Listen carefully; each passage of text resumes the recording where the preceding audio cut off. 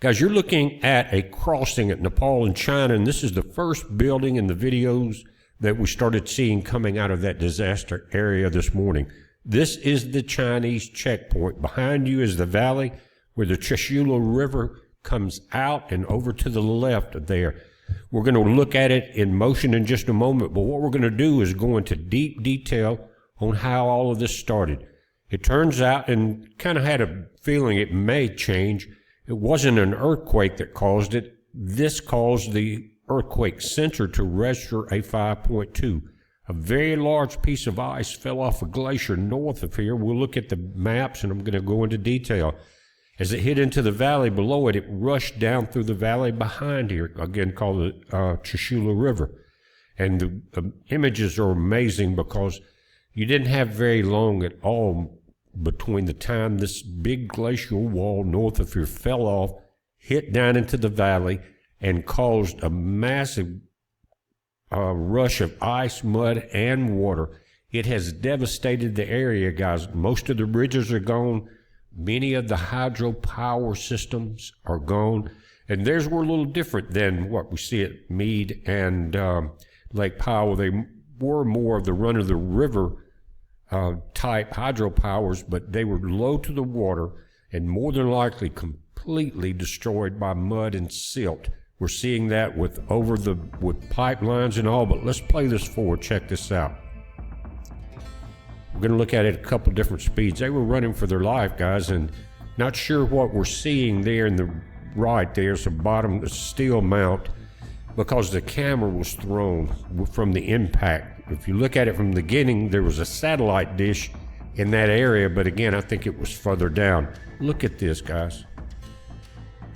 Look at that. 33 feet was what they measured the wall of debris coming down the river was, but it completely wiped out some of these areas. And there was a bridge right at this checkpoint here, guys, just to where these people are running to get over the river once you were allowed in from China. Look at this. I've got it a little slower. It's crashing into that wall behind it, forcing it back this way. Again, after that point, all hell broke loose, basically. Now, what we're going to do is trace it from above here, come down to this point, and look at that entire river area going all the way down, almost all the way to the ocean, because we're talking about a multi-area problem because this river is flooding downstream. And again, bridges are in trouble, hydropower stations are in trouble, and when I say in trouble, more than likely buried under several feet of mud. And we'll look at this one more time. We'll get into the map. Check that out. Look at that impact. They're saying 33 feet, but that building's way over 33 feet tall right there. And of course, the canyon is going to compact it. So guys, we're going to look at more videos. We're going to look at the map, get into a little detail here. It also has political and military consequences. Now, this is an image of that very Chinese checkpoint before the flood, of course, and this is the valley where everything came down through. Now, we're going to tilt up some of these images in the map, and you'll see the Himalayas back in this area, and that's where the ice collapse originated. And as you were seeing the people run as the entire section came down, this, which is basically a very small mountain river at this point, as it came down through here, people were running back across the bridge here. Don't know how many made it. I know that the reports are adding up every hour of people found and bodies found in big mud flows, especially as it gets down very close, or hundreds of miles further south than this, let me put it that way, and the river's starting to slow down. But let me say this, guys, warnings went up all the way downstream through multiple cities, multiple areas, multiple jurisdictions, wiped out bridges. It took out hydropower stations again. But this is the area. Let me back it back down. And you wouldn't think that something this remote and all you would see this much information coming out of it. But I mentioned that there's political impacts and military impacts because this border and all the dams along these rivers have been in contention with Nepal and China for a long time because they're afraid one can cut the water off from the other, just like in, in Egypt and Africa, the whole 9 yards. And there's been military threats and problems between India, Nepal, and China. But China now, even in Nepal, has sponsored a lot of the dams and hydro stations with their Silk Road initiative. So we don't know how that will play out. But once again, we're seeing rivers on the other side of the planet go back to run-of-the-river status. The dams are going, the bridges are going, just the opposite of the reason we're seeing it in the desert Southwest, but the same effect.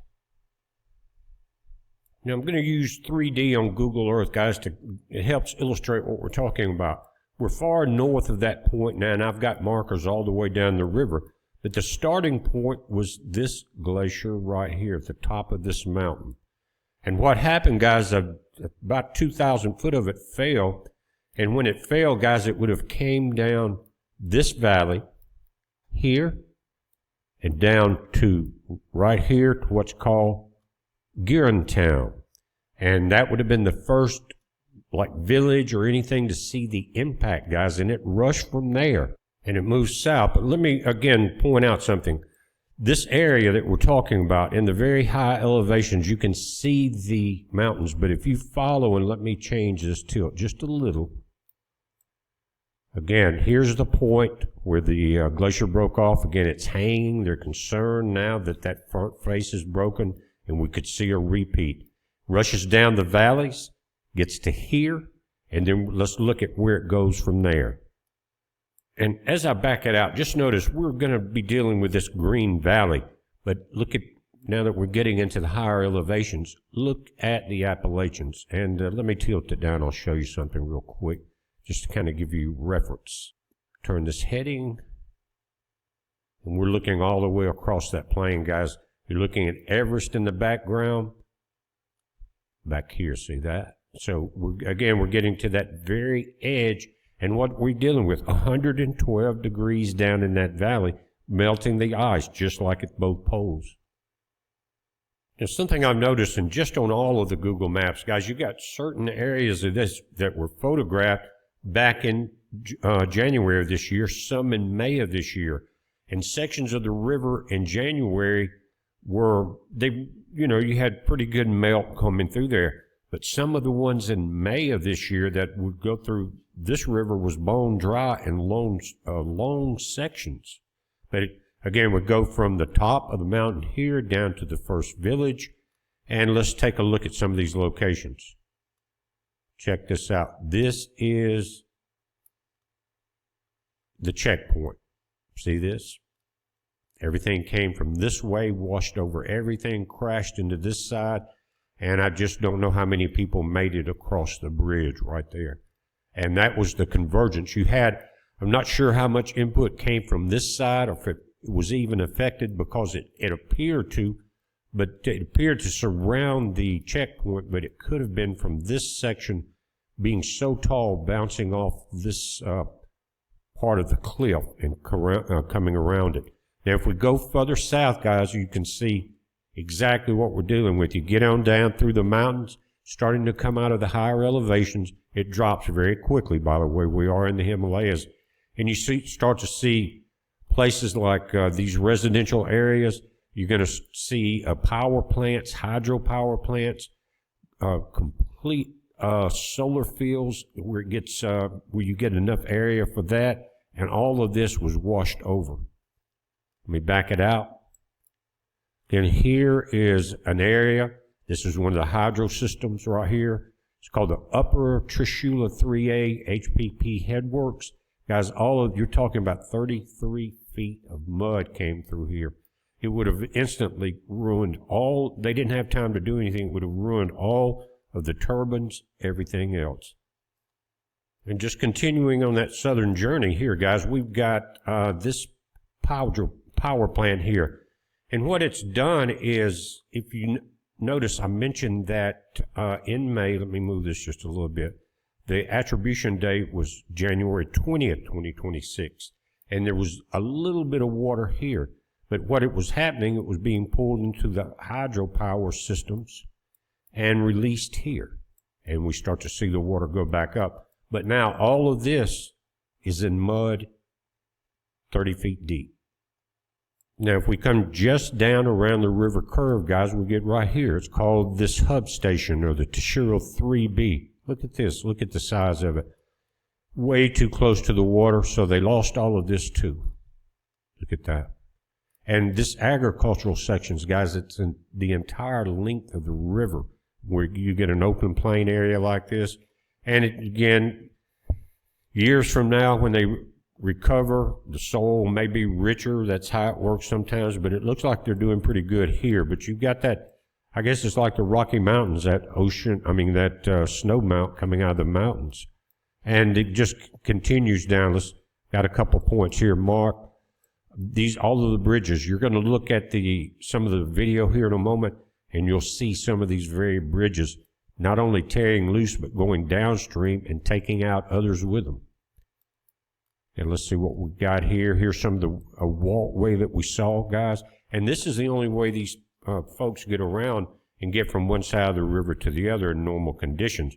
They lost a lot of that, and they lost a lot of buildings that were close to the river itself. Let me back this thing out. And again, I set markers up, and what it does is we're looking at bridges. See that? More hydro plants here. Here's the outtakes of it. All this was flooded. And these canals here, guys, they're not freshwater setups. What they are is basically head pressure. And they let the water fill up there, and then they run it through the turbines. And it gives them more of pressure than you would just coming from the stream. In other words, it's kind of like a dam here, then it's filtered back out here and then through this section. All of it was hit with mud. And so we got from the entire length of the river, and just in the very current reports, millions without power. And again, we were talking about 112-degree heat. Same thing here, guys. You've got these, basically these are big water pipes sitting here, part of the head system again for these hydro systems. I doubt they made it. Once you see some of the videos, you'll see why I say that. And if you notice, as soon as they came out of this head canal here, crossed it into the pipes, I don't think they're still there, it went into another system. And all of it coming downhill and building up pressure and coming to another crossing here. Again, the same situation of being very close to the water. They couldn't help it. When you're in these situations, you got to do what you got to do with the ground you have. And guys, we're getting further south, but let's peek over this cliff right here. Here's another bridge. You can see that the arch there, and look right there. Another hydro turbine down. And guys, what we're dealing with here is we're out of the taller mountains. They're still tall, but we're getting into the plains. Let me back this out. And all of this area, all through the plains today, guys, even coming out down here to where you get out of the mountains entirely into this section of the river, there was warnings, there still is, alerts, everything being reported because it was moving so fast. And what happened, though, one of the things they noticed when it got down into this area, and they're starting to call it the Narayano River here, but it's basically still the Chishola, but they're saying it slowed down, and when it started widen out in some of these areas, and the mud started piling up, and they started finding more and more bodies, which is very sad, and, prayers go out to them and their families. But this just goes out, if you back it out, goes out into the plains and into the Pacific through the river networks. But it all started here in the very high Himalayas. Now, earlier here are some of the first alerts and information that came out from the Nepal Electric Authority, called the NEA. It has not yet provided an exact count of individuals without power, but the catastrophic damage to the power grid has cut off electricity to hundreds of thousands of households. The extensive scale of the outages is a direct result of several critical... Now, again, we're going to look at some of the videos, but this is some of the reports coming in, and they're saying that the highway network running directly parallel to the Trishula River has suffered catastrophic near-total destruction, guys. Just like in the Rocky Mountains, you'll have a river running through there, and you'll have a highway beside it. They're saying that according to the damage report issued by the Nepal Department of Roads, the physical infrastructure in the river corridor has been completely broken.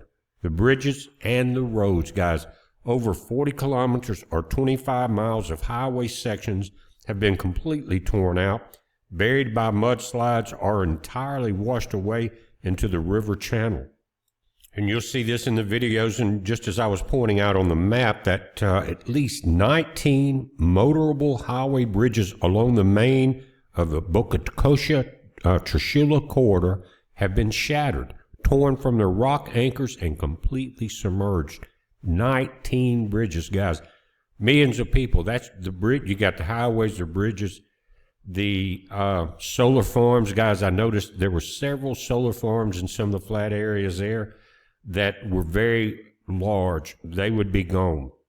It's saying that there's a complete travel ban. Home Minister Sudhan Gurung has enforced an absolute travel suspension to the critical Gochiki, Nuwaka, Razua, Sirabesi Road network. All of those areas, guys, are off limits. Most of them you couldn't go anywhere if you wanted to. The only rescue operations I've seen is by helicopter, and that makes sense.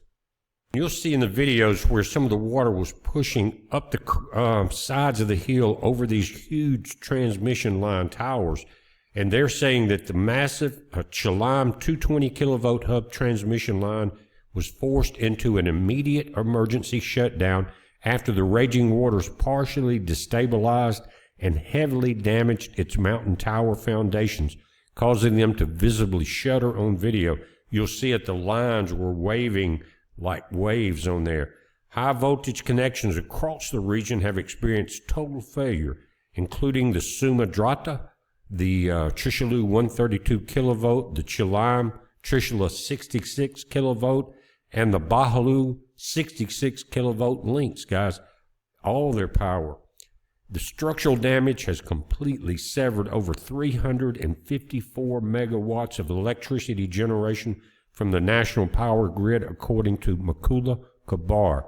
Major generation hubs, including the 111 megawatt Rasuwagati 78 milliwatt Sanjian Kola and the 60 milliwatt Upper Trishula 3A plants, and I showed you that one in the maps, have all been knocked offline. That's what I was saying. Those maps we looked at were pre-flood, going back this year. And we pointed out this exact plant, and they've been completely knocked offline. Guys, do you realize this is not a weekend fix? Could be years and years. The entire earth is shaking. What they're saying is this catastrophic flash flood in Nepal was triggered by a high-altitude earthquake that caused a massive ice/rock avalanche.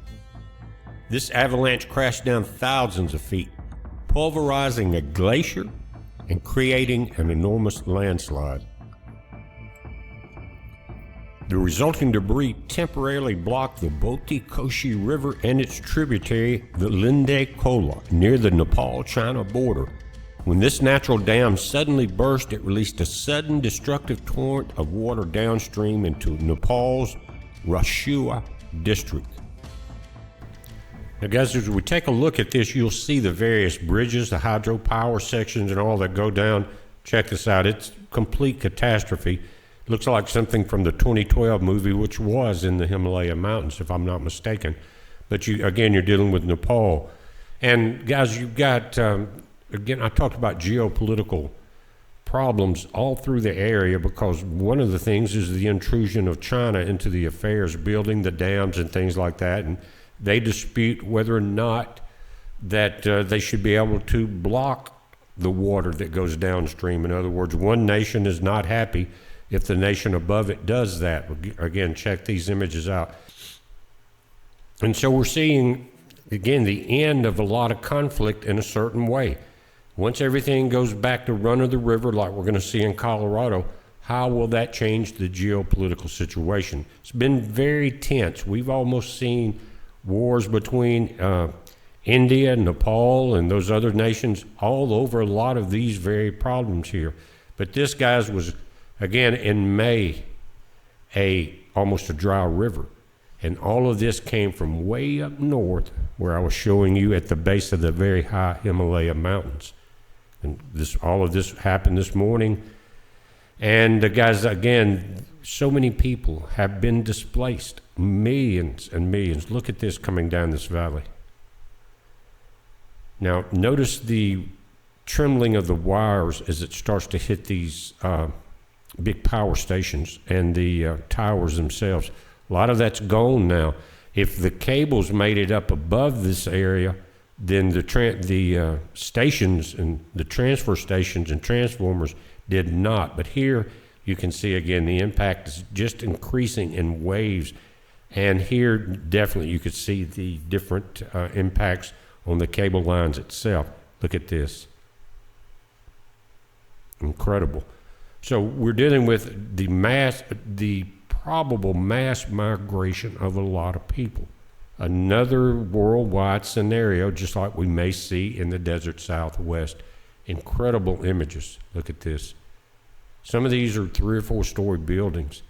And like I said, there's some images of this year when the river was very, very dry and it changed quickly. But when you're in a canyon, canyon is a very mild word for the Himalayan valleys. But when you're in those situations, there's nothing you can do. The pitch, the angle down the mountains is so strong, and they capture everything and funnel it into one place. Look at these are apocalyptic scenes here. Wow. And you've got certain areas where you saw the convergence of a couple of different rivers. Again, look at the mud, guys. Starting to slow down as it gets further down the river. And that's where they're starting to see the water lower in certain areas, more bodies found. Here's, again, one of the bridges we were pointing out. Here's what happens. It goes under, puts that weight on this pylon, one after the other.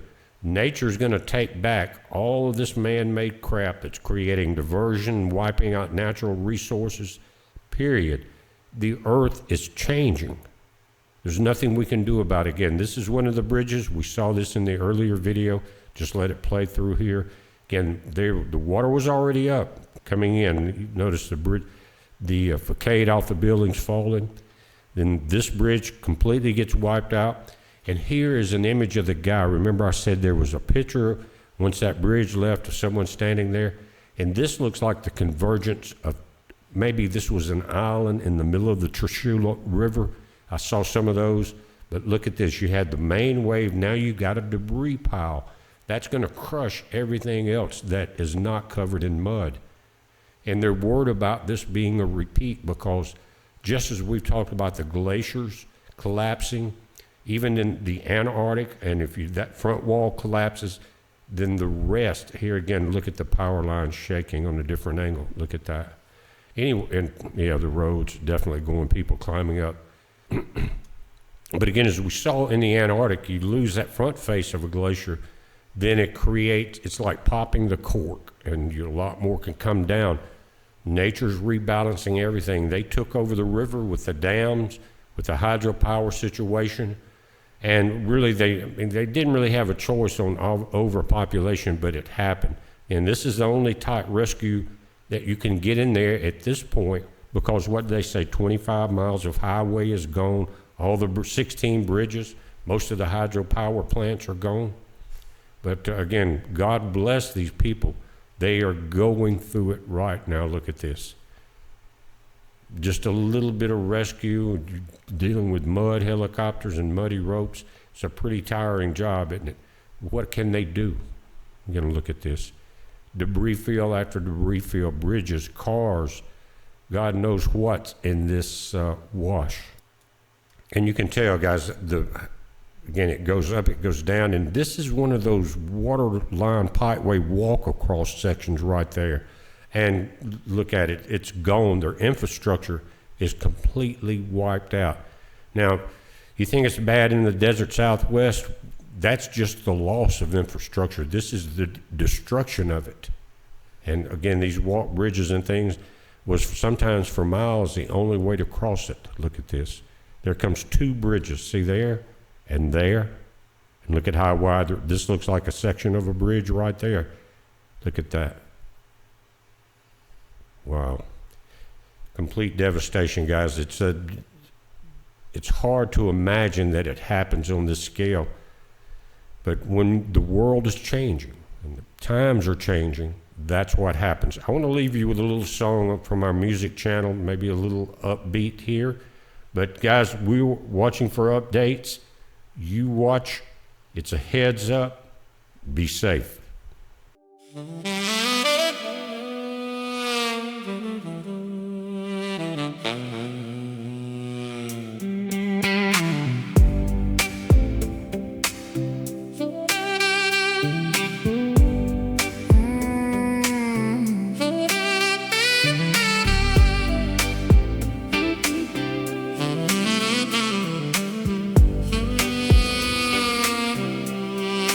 Times are changing, you can feel it in your soul, like the earth spinning out of control. Every window shakes a little, every old lie starts to show. Hold tight, we're standing on a line. One step, one breath, and nothing stays defined. The times are changing, You can feel it now. the ground keeps turning, And it won't slow down.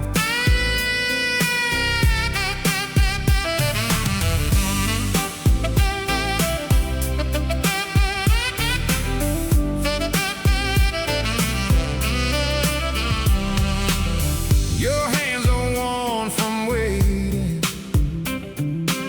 your name is on the wall. The maps don't match the streets now, and the old doors start to fall. still you keep moving forward, With the dust up, in your throat. hold tight, we're standing on a line. One step, one breath, and nothing stays defined.